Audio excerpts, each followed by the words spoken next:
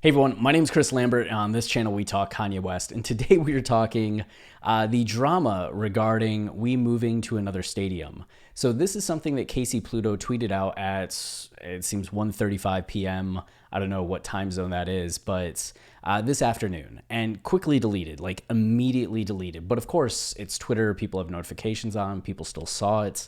And we quickly made a video, and by we, I mean Travis quickly made a video about it and put it up on our YouTube saying, like, will Kanye be moving stadiums? And we actually did a podcast episode earlier today, which is coming out tonight, going over just what we know of Donda so far, where the album's at, all the rumors surrounding kind of what's happening this week. And we discussed the album in terms of this being real, potentially, right? As like real as we can count on some of tweets from people being. But you can see that not long after XXL wrote an article saying Kanye West is apparently moving to a different stadium to finish Donda. And it makes sense. The Falcons are about to start having preseason games. They're going to need both locker rooms. Kanye has been holed up in the visitor locker room at Mercedes-Benz Stadium. And it wasn't just XXL. Hypebeast wrote about it, Hot New Hip Hop, though Hypebeast is a little late as it is 12:15. So they wrote their article at 11:15. But KayCyy, a few hours ago, and long after that was deleted, right? Maybe 5 hours after that was deleted, comes onto Twitter and says, "You hackers got to stop. 4 of my tweets were hacks. I will not be on Twitter anymore for the rest of the week. We moving to another stadium is a cap." So now he denies that this is happening. And people were torn on this because there were some people saying like, okay, that makes sense.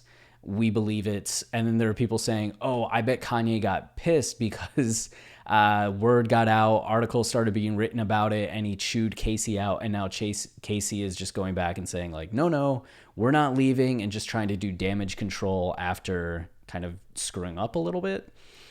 Who knows? I will say in KayCyy's defense, remember that a few months ago, Ant Clemens was hacked. He said, I was hacked, ignore last tweet, and ignore me there. But the tweet in question was 80 degrees. Thank Ye for this joint. Real fans been waiting on this for too long. And that was sent at 1:30 a.m. and was kind of shocking when it happened. I was in bed and actually like ran down to make a video like, Ant Clemens says hurricane is happening, which it did end up happening. But people speculated that he was hacked right then. And a few hours later, he was just like, yeah, I was hacked. Ignore that tweet. So it's possible KayCyy was hacked. Mike Dean tweeted just 2 weeks ago saying like, be careful, hackers are about, or 3 weeks ago, something like that. And we do know that Eminem's YouTube channel was hacked. And what they put up was a song saying it was by Eminem with a Kanye feature. And then Playboi Carti's YouTube was hacked, and it was the Kanye song Go to the Moon, and they put up an extended outro. And both of those things happened like within a week, and then Ant Clemens was hacked with that. And it wouldn't be the first time that KayCyy Pluto was like hacked. So there is reason to believe that it was a legitimate hack. It's just the issue that some people have had is that it sounds very much like everything else KayCyy has tweeted, and he was tweeting like normally in the aftermath of that. So who knows? You know, who knows what's happening?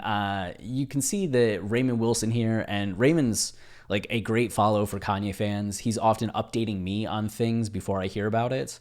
And I get a tweet from him and I'm like, oh, cool. And then go make a video. So shout out to Raymond too, for all the help he offers to me.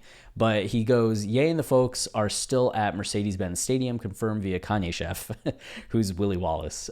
He's prepping meals for tomorrow and a couple days out. Also has on a white Mercedes-Benz Stadium visitor band.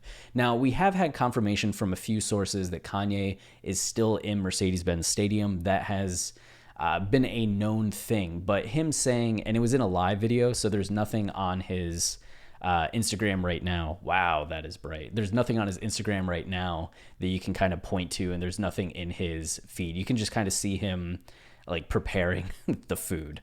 But he said in that Instagram live that, you know, he's preparing meals for multiple days. So it's that's kind of the thing. There still is potential that Kanye could leave the stadium because the Falcons still do need the stadium at some point. And maybe Kanye could just move to another part of the stadium and continue to work. But there will be an increasing amount of conflict with him being in the visitors' locker room. So it's possible that even if the chef is saying he's preparing meals for a few days, that the vacate process or the exit process for the stadium could also be a multi-day event as Kanye starts to move equipment to wherever else they're going and then goes there himself, by the weekend, right?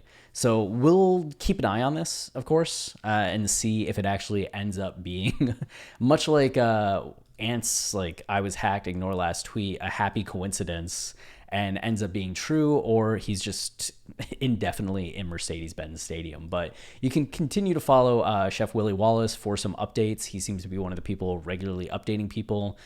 Digital Nas is another one, Malik Youssef, Mike Dean, of course. These are kind of the people we're keeping an eye on at this point for any kind of insights into Mercedes-Benz Stadium life. And that's it for this video. So if you're enjoying the channel and you want to support us, the easiest way is to like, subscribe, comment. Any of those things help the channel grow and are very much appreciated.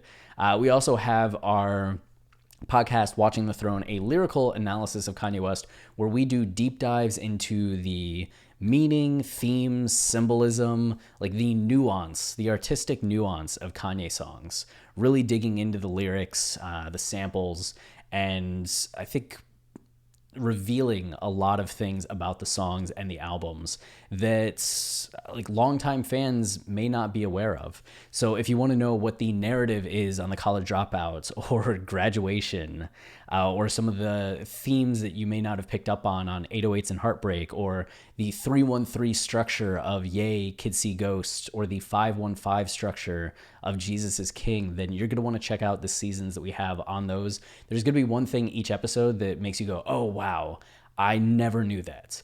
The episodes are very conversational. It's different from the Dissect podcast, if you're familiar with that, where Cole does a great scripted show and it's very professional and refined. There's going to be banter in these episodes that probably annoys you at some point where you're just like, get to the analysis. But when we get to the analysis, it's good. You may not agree with everything, but there's going to be something in each episode that does hit, Available on iTunes, Spotify, wherever you listen to podcasts. So until next time, stay wavy and keep it loopy. Cheers.